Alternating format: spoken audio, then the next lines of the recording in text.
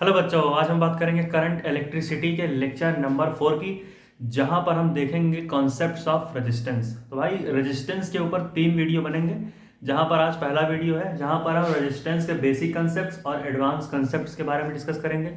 इसके अगले लेक्चर में हम रेजिस्टेंस के एक बहुत ही खूबसूरत से क्वेश्चन सीरीज को लाएंगे और थर्ड लेक्चर में हम एडवांस लेवल का क्वेश्चन सीरीज लाएंगे रेजिस्टेंस पर। तो आज कॉन्सेप्ट और अगले 2 लेक्चर में बेसिक से एडवांस तक के न्यूमेरिकल्स 2 लेक्चर में। तो शुरू करते हैं कंसेप्ट्स ऑफ रेजिस्टेंस से।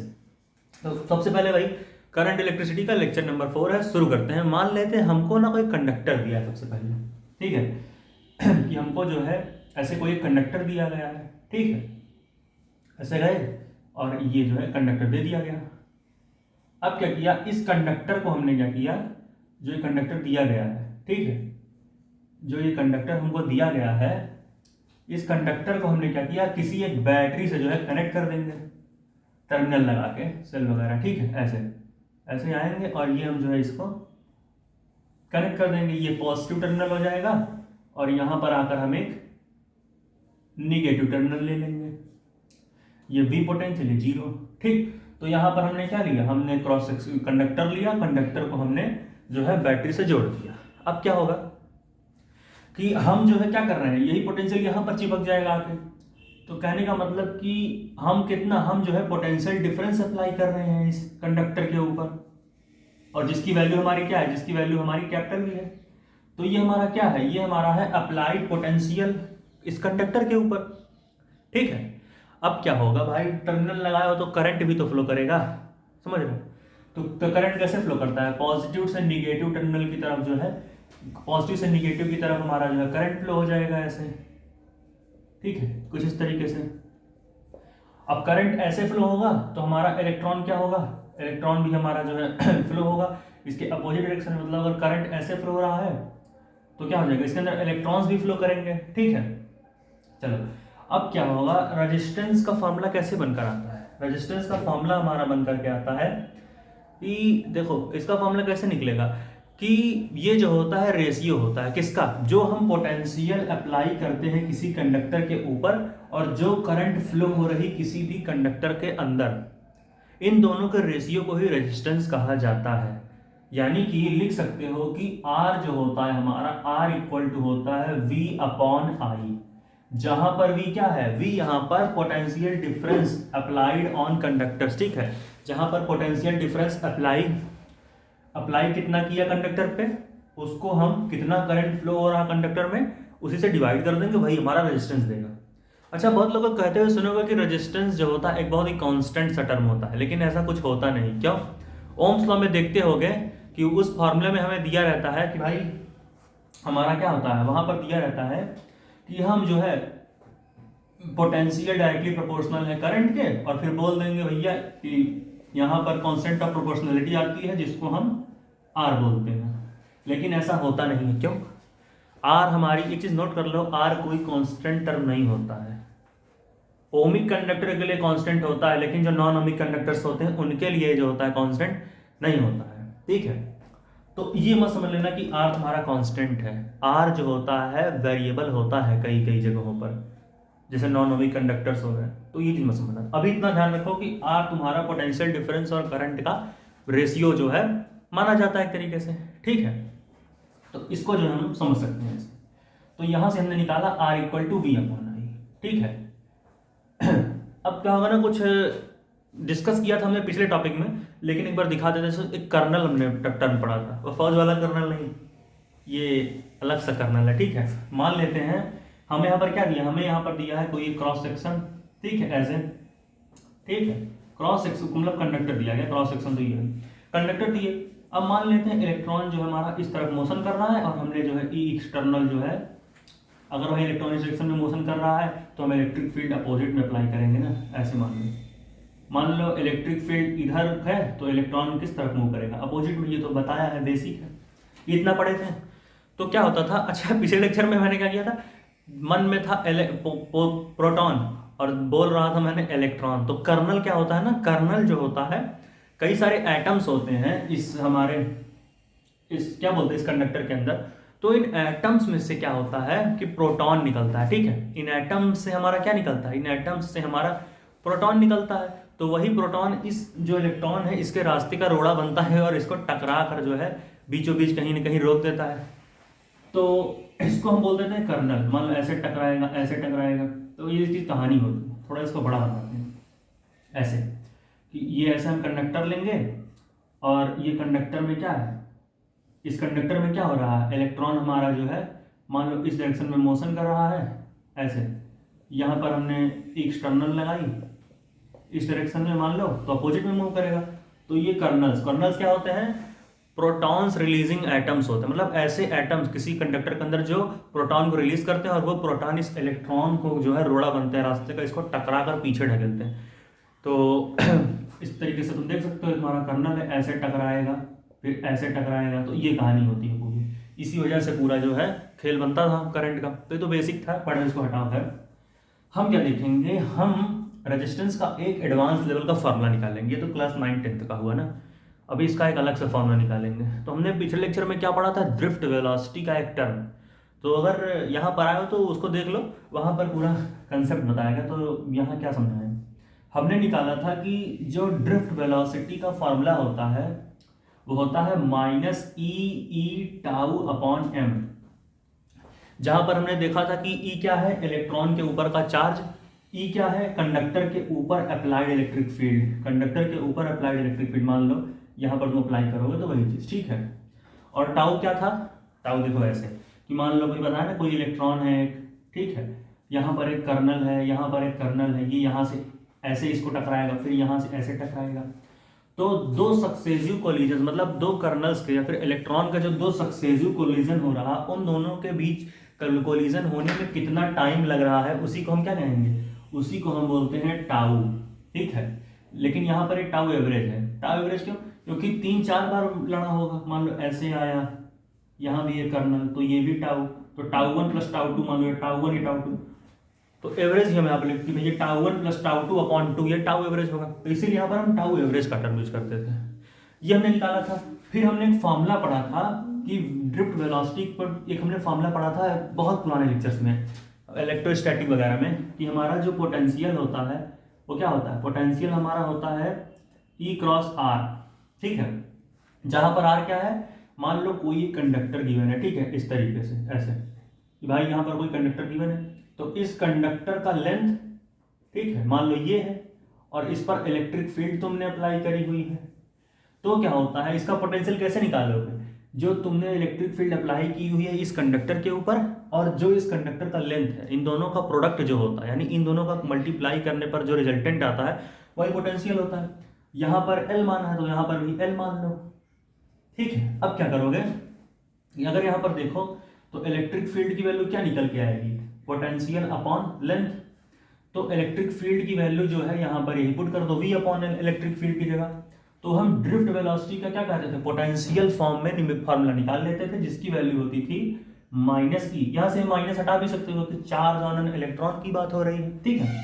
तो E की जगह तुम क्या पुट कर दोगे, V/L पुट कर दो यहाँ से वैल्यू निकाल के, तो हो जाएगा E/V एवरेज अपॉन ml। समझ गए, ये हमने एक फॉर्मूला निकाला हुआ था।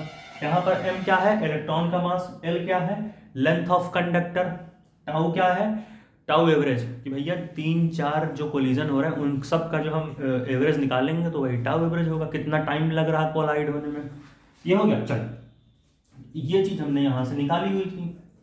अब हम यहाँ से क्या करेंगे कि अगर हम ध्यान से देखें तो ये हमारा क्या है, E/V एवरेज अपॉन ml है, इतना हमने जो है निकाला हुआ था ड्रिफ्ट वेलोसिटी का फॉर्मूला ना।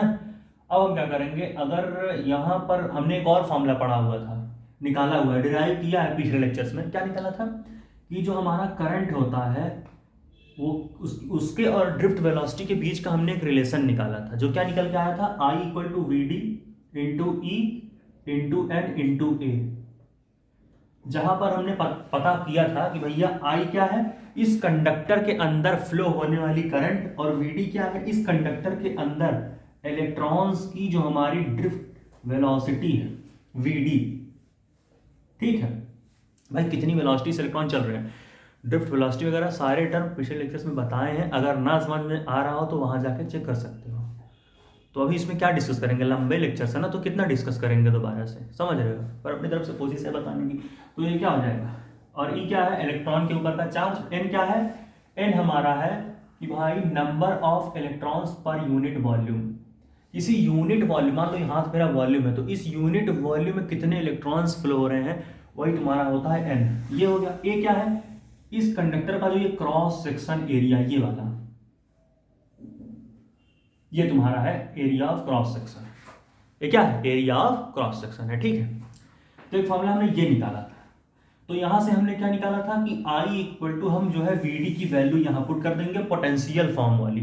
पोटेंशियल फॉर्म वाली ये है, तो ई तुम क्या करोगे, ड्रिफ्ट वेलोसिटी की जगह यही सारी वैल्यू पुट कर दो, तो क्या हो जाएगा, ये तुम्हारा हो जाएगा ई वी टाउ एवरेज, यही होगा ना, E V tau average upon ml हो जाएगा, ठीक है, इंटू ई यानी ई एन ए, ये तो रहेगा ही, पहले से हमने VD का वैल्यू पुट किया हुआ था ना, तो इस तरीके से हम देख सकते हैं। अब यहां से हम क्या करेंगे, अगर हम करंट के वैल्यू को निकालें तो क्या हो जाएगा, ये हो जाएगा हमारा ई स्क्वायर, ठीक है।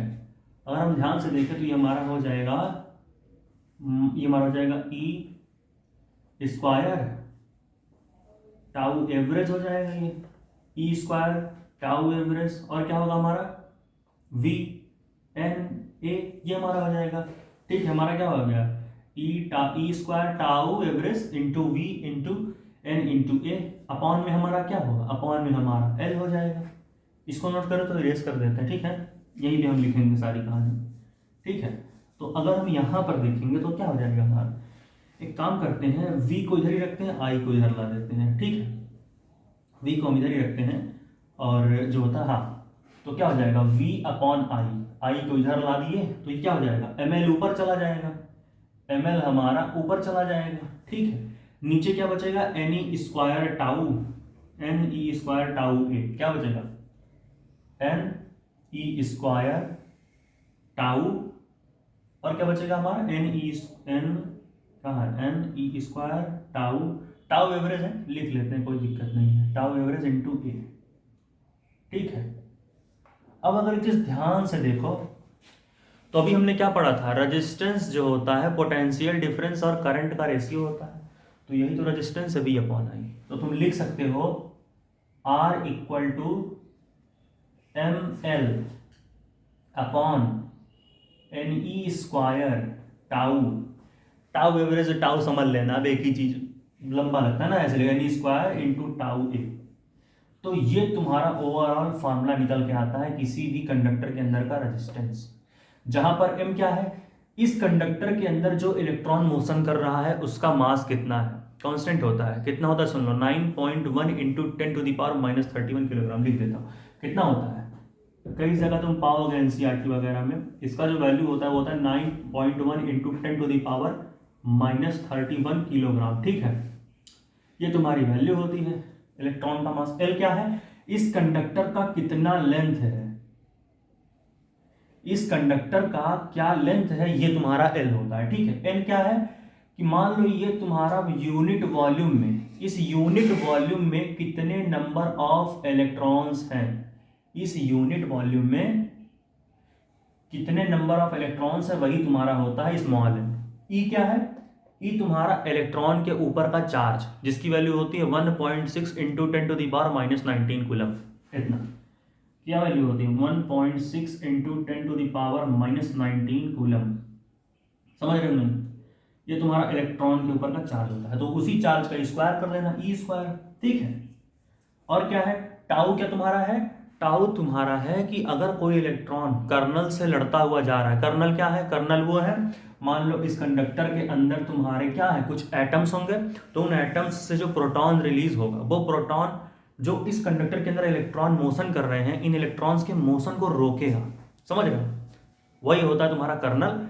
तो टाउ यहां पर क्या है, वही टाउ है कि उन कर्नल्स के बीच के कोलिजन में कितना टाइम लग रहा है, वही तुम्हारा होता है टाउ, और इसको हम बोलते हैं रिलैक्सेशन टाइम। क्या होता है, रिलैक्सेशन टाइम, हमारा जो टाउ होता है ये हमारा होता है रिलैक्सेशन टाइम, ठीक है। वैसे बाकी चीजें लिखने की जरूरत तो नहीं है ना, मैंने बताया है, समझ तो रही होगी, ये रिलैक्सेशन टाइम है, ठीक है। और ए क्या है, इस कंडक्टर का क्रॉस सेक्शन एरिया, ये वाला ए क्या है, क्रॉस सेक्शन एरिया। इसको बिठाते हैं, फिर आगे चीज देखते हैं, ठीक है। इतना चलो, ये चीज हमने यहाँ पर देख ली, कैसे हमने यहाँ पर कहानी पूरी जो है बनाई है इसको, ठीक है। देखो अब यहाँ पर एम क्या है, अच्छे से लिख लेते हैं। एम तुमको बताया ही था, मास ऑफ इलेक्ट्रॉन है, ठीक है। एम यहाँ पर क्या है, इलेक्ट्रॉन का मास, जो कि मैंने बताया 9.1 इंटू 10⁻31 किलोग्राम, ये इलेक्ट्रॉन का मास है। एल क्या है यहाँ पर, एल तुम्हारा है इस कंडक्टर का लेंथ, लिख दिया मैंने, कहा भूल जाओगे, छाप लेना है ऐसे, लेंथ ऑफ कंडक्टर, ठीक है। ये तुम्हारा है कंडक्टर का लेंथ भाई, कितना होगा, ठीक है। अब तुमने एन क्या है, एन तुम्हारा है number of electrons per unit volume. किसी, मान लो ये मेरा हाथ ही वॉल्यूम है, इस यूनिट वॉल्यूम में कितने नंबर ऑफ इलेक्ट्रॉन मोशन कर रहे हैं। मान लो ये मार्कर इलेक्ट्रॉन है, तो इस यूनिट वॉल्यूम में कितने मार्कर्स मोशन कर रहे हैं। मार्कर को तुमने इलेक्ट्रॉन माना है, तो उस तरीके से वही तुम्हारा होता है स्मॉल एन, ठीक है। टाउ तुम्हारा क्या है, टाउ को तो मैंने बताया रिलैक्सेशन टाइम। इसको थोड़ा फील लेते हैं कि कैसे इसको हम देख सकते हैं। रिलैक्सेशन टाइम कैसे, क्या कहने का चाहते हो, इसका कहने का मतलब मान लो तुम्हारा इलेक्ट्रॉन है ये माइनस, बड़ा लिखते हैं थोड़ा, ठीक है। तो भैया मान लो तुम्हारे पास कोई इलेक्ट्रॉन है ई माइनस, अब ये एक कर्नल से जाकर लड़ा, फिर एक कर्नल से जाकर लड़ा, फिर एक कर्नल से जाकर लड़ा, तो दो कर्नल्स के बीच के कोलाइड होने के बीच में जो टाइम लग रहा है सक्सेसिव कोलिजन, वही तुम्हारा होता है टाउ। मान लो ये टाउ 1 है, फिर ये टाउ 2, टाउ एवरेज क्या होगा, जितने नंबर ऑफ कोलिजन्स में टाइम लग रहा सारे को ऐड करो, जितनी बार लड़ रहे हैं उससे डिवाइड कर दो, टाउ एवरेज आ जाएगा। मतलब ये कर दो ना, टाउ 1 प्लस टाउ 2 कितनी बार, 2 बार, तो ये तुम्हारा टाउ एवरेज निकल के आ जाएगा, समझ रहे हो। तो ये तुम्हारी थी टाउ की कहानी, ठीक है, ये तुम्हारी थी टाउ की कहानी, समझ गए कि नहीं। और ए क्या है तुम्हारा, ए तुम्हारा इस कंडक्टर का, ये जो देख रहे हो ये वाला है, ये जो गोला देख रहे हो चूड़ी की तरह, समझ रहे हो, चूड़ी की तरह, मम्मी की चूड़ी देखो वही, वैसा क्रॉस सेक्शन एरिया है ये तुम्हारा, समझ रहे हो। मम्मी की चूड़ी से तो समझ में आ जाता है हम लोग को। ये क्या हो जाएगा, हमारा हो जाएगा क्रॉस सेक्शन का एरिया, समझ रहे हो। अगर इतने भी नहीं समझ रहे हो तो फिर क्या ही बताएं,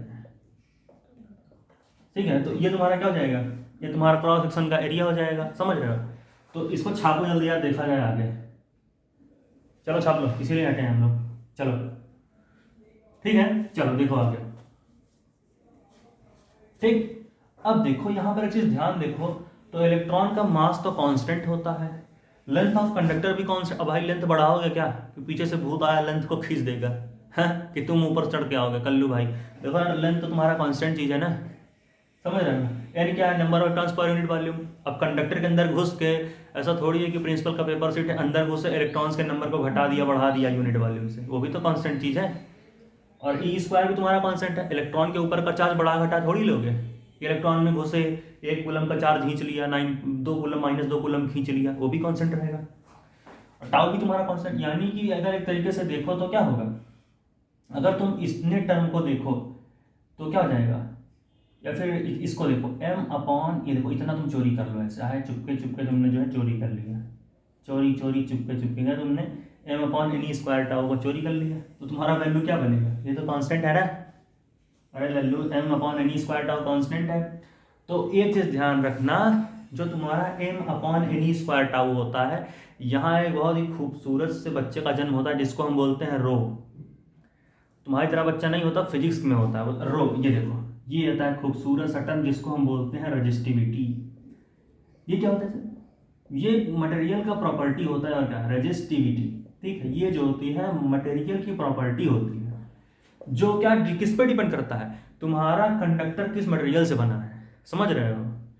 पत्थर से बना, पत्थर से थोड़ी बनेगा, कंडक्टर है तो कोई मेटल वगैरह होगा, पत्थर में थोड़ी तुम करंट जाके भगाओगे। तो वही भाई कि रो जो तुम्हारा है एक प्रॉपर्टी होता है किसी कंडक्टर का, जो तुम्हारा डिपेंड करता है कंडक्टर का मटेरियल कैसा है, समझ रहे हो। और इसकी वैल्यू जो होती है ये कांस्टेंट है, और इसकी वैल्यू होती है m upon N E square tau, m upon N E square tau. देखो मिल गया हो, ये देखो m upon N E square tau. तो r की जगह तुम क्या करोगे, r को तुम यहां लो और लिखो भैया जो है r इक्वल टू हो जाएगा, इसकी जगह रो लगाओ तो तुम्हारा हो जाएगा रो L/A ये फार्मूला तुम्हारा ओवरऑल निकल के आता है किसी भी कंडक्टर का। बहुत ही खूबसूरत सा फार्मूला, ρL बाई ए, समझ रहे हो। तो ये तुम्हारा पूरा फार्मूला निकल के आता है यहाँ से यहाँ तक का, जहाँ पर m/n² टाउ तुम्हारा रजिस्टिविटी के बराबर होता है। वही का वैल्यू हमने पुट किया और r की वैल्यू निकाल ली। इसको लिखो, फिर इसको इरेज करते हैं। नोट कर लिए, पॉज कर सकते हो मालिक। चलो ठीक है, तो ये तुम्हारा जो है, चलो मिट गया ये। तो ये कंसेप्ट हमने देखा, जहां पर रो इक्वल टू क्या था हमारा, रो इक्वल टू था हमारा m/n² टाउ। ठीक है, अब देखो एक चीज, मान लो तुम्हारे पास एक बहुत ही अच्छा सा कंडक्टर दिया गया है, समझ रहे हो। ऐसे एक कंडक्टर दिया है जिसकी लेंथ L है, गंदा लिख दी यार क्या ये।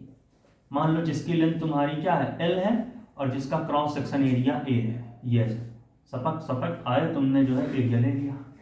अगर इस फॉर्मूला से देखो तो L के ऊपर, यानी कि तुम किसी भी कंडक्टर के लेंथ को जितना ही बढ़ाते जाओगे उस कंडक्टर का रेजिस्टेंस उतना ही बढ़ता जाएगा, समझ रहे हो। यानी कि तुम्हारा R जो होता है वो किसी भी कंडक्टर के लेंथ के डायरेक्टली प्रोपोर्शनल होता है। अभी जैसे यहां पर देखो, मान लो इसका लेंथ तुम्हारा है 2 मीटर, ठीक है। फिर तुम आए दूर पर, ठीक है, और क्या करे, तुम जो है कोई एक लेंथ लाए, यहां पर इसका लेंथ है 4 मीटर, ठीक है। क्रॉस सेक्शन एरिया तुम ए ही रखो, एरिया कांस्टेंट। तो 2 मीटर का रेजिस्टेंस ज्यादा होगा कि 4 मीटर वाले का? 4 मीटर वाले का। तो भैया लेंथ जितना बढ़ाते जाओगे रेजिस्टेंस उतना ही बढ़ता जाएगा, यानी कि 4 मीटर वाले का रेजिस्टेंस जो होगा वो ज्यादा होगा। रेजिस्टेंस बेसिकली होता है कि अगर फील के लिए देखो कि किसी भी कंडक्टर की ऐसी प्रॉपर्टी, किसी भी कंडक्टर की ऐसी प्रॉपर्टी जो क्या करे, अगर कंडक्टर के अंदर करंट मूव कर रहा है तो उस करंट को रोकने की क्षमता कितनी है उस कंडक्टर की, वही तुम्हारा रेजिस्टेंस होता है। मतलब property of a conductor which opposes the motion of current in that conductor. समझ रहे हो, इसको मिटा रहे हैं, इसको ले लीजिए। चलो, यानी हम लोग क्या कहना चाह रहे हैं, कहना बस इतना चाह रहे हैं कि रेजिस्टेंस जो होता है ये क्या है, ये बस एक प्रॉपर्टी होती है बेसिक सी। It is property of conductor, समझ रहे मालिक। इसका मतलब है कि ये हमारा क्या है, ये किसी भी कंडक्टर की प्रॉपर्टी होती है, ठीक है। ये किसी भी कंडक्टर की प्रॉपर्टी होती है विच अपोजेस, अभी इसको फील भी दिला देंगे डायग्राम बना के, चिंता ना करो तुम लोग। विच अपोजेस क्या करेगा, जो अपोज करेगा, which opposes the motion of current in that conductor, the motion of current in that conductor. Motion of current, आज कोई करंट बोलते हैं इन दैट कंडक्टर, समझ रहे हो ना। देखो इसको फील कराते हैं अभी डायग्राम बना के, इसका एक खूबसूरत सा डायग्राम बनाएंगे सारी चीजें। मान लो यहाँ पर तुम्हारा कोई एक क्रॉस सेक्शन एरिया है, ठीक है, ऐसे। अब इसमें करंट आई जो है फ्लो हो रहा है, तो रेजिस्टेंस एक ऐसी प्रॉपर्टी है कि कितना ये इसको अपोज कर सकती है, इसके अंदर मूव हो रहे करंट को रोकने की कितनी ताकत है, किसी कंडक्टर की कितनी ताकत है कि उसके अंदर हो रहे जो फ्लो हो रहा करंट कितना रोक सकता है, वही होती है प्रॉपर्टी रेजिस्टेंस। समझ गए हो क्या, समझ गए। चलो इसको इरेज करते हैं, एक और नई प्रॉपर्टी देखते हैं, ठीक है। चलो अब एक नई प्रॉपर्टी हम क्या देखेंगे कि भाई पहला तो देखा तुमने कि आर जितना बढ़ाओ, लेंथ जितना बढ़ाओगे रेजिस्टेंस उतना बढ़ेगा, लेकिन ये नीचे है तो आर जो होता है तुम्हारा इनवर्सली प्रोपोर्शनल होता है क्रॉस सेक्शन के एरिया को। मतलब एरिया जितना बढ़ाते जाओगे रेजिस्टेंस उतना ही घटता जाएगा, और एरिया जितना घटाते जाओगे रेजिस्टेंस उतना ही बढ़ता जाएगा। मतलब कहने का कि आर को तुम जितना ही बढ़ाओगे, क्रॉस मतलब एरिया ऑफ क्रॉस सेक्शन जितना तुम कम करते जाओगे उतना रेजिस्टेंस बढ़ता। मान लो देखो एग्जांपल, कैसे एग्जांपल देखो समझ जाओ। मान लो तुमको भैया जो है कोई कंडक्टर दे दिया है ऐसे, हेलो भैया कंडक्टर, बोले हाँ सर ले लेते हैं, ठीक है। मान लेते हैं इसका एरिया हमारा है 2 मीटर स्क्वायर, क्रॉस सेक्शन का एरिया 2 मीटर स्क्वायर, ठीक है। ये हमारा हुआ पहला कंडक्टर। फिर एक कंडक्टर दिया गया हमें, मान लो कल्लू भाई आए, वो उन्होंने कहा हम जो है जो कंडक्टर है उसका क्रॉस सेक्शन एरिया बढ़ाएंगे। बोले बढ़ा लो क्या दिक्कत है, ठीक, हम बोले बढ़ा लो क्या दिक्कत है, ठीक है। ऐसे यहाँ पर आए, ठीक है, ऐसे इन्होंने क्या किया, क्रॉस सेक्शन के एरिया को इन्होंने जो है 4 मीटर कर दिया। 4 मीटर स्क्वायर मतलब मीटर में तो लेंथ होता है सर, मान लो 4 मीटर स्क्वायर कर दिया। इसका एरिया मान लो A2, ये भी A2, तो भैया ये हो जाएगा A1, यानी A1 तुम्हारा है 2 मीटर स्क्वायर, समझे, और तुम्हारा जो A2 है वो तुम्हारा है 4 मीटर स्क्वायर। ठीक है, जो A2 है तुम्हारा वो है 4 मीटर स्क्वायर है। तो किसका रेजिस्टेंस ज्यादा होगा? हमने क्या पढ़ा है कि एरिया को जितना ही तुम बढ़ाओगे रेजिस्टेंस उतना ही घटेगा, यानी इसका एरिया ज्यादा है तो इसका रेजिस्टेंस क्या होगा, इसका रेजिस्टेंस तुम्हारा कम होगा क्योंकि एरिया ज्यादा है। इसका एरिया देखो, इसका एरिया कम है तो इनके कंपैरिजन में इसका रेजिस्टेंस ज्यादा होगा। क्यों? क्योंकि R और A में इनवर्स रिलेशन है कि एरिया के, ये जो कटोरा जैसा एरिया देख रहे हो, जितना ही बढ़ाता जाओगे ना उतना ही कंडक्टर का क्षमता कम हो जाएगा तुम्हारे करंट को रोकने का, और जितना ही एरिया को क्या करोगे बढ़ाते जाओगे। अगर तुम देख ही लियो सारा कंडीशन कैसे हमने जो है कहानी को खेला है बाय इनवर्स रिलेशन। तो ये था सारा रिलेशन, नोट कर लो, ठीक है। चलो, तो ये सारी कहानी हमने आज देखी कि भैया रेजिस्टिविटी है और ये वगैरह वगैरह जितनी भी कहानी थी। तो ये था भाई आज का एक बहुत ही अच्छा सा लेक्चर जहां हमने कंसेप्ट्स ऑफ रेजिस्टेंस के बारे में डिस्कस किया। इसके बाद हम एक लेक्चर लाएंगे जहां पर रेजिस्टेंस के ऊपर बेसिक न्यूमेरिकल्स के ऊपर डिस्कस किया जाएगा। उसके बाद एक और लेक्चर आएगा रेजिस्टेंस पर जहां पर हम एडवांस लेवल के न्यूमेरिकल्स को लगाएंगे, और इस तरीके से रेजिस्टेंस का टॉपिक खत्म होगा। और करंट का लेक्चर तो अभी बचा है, कम से कम 20 से 22 लेक्चर बनेगा। तब तक के लिए पढ़ाई करते रहो। All the very best.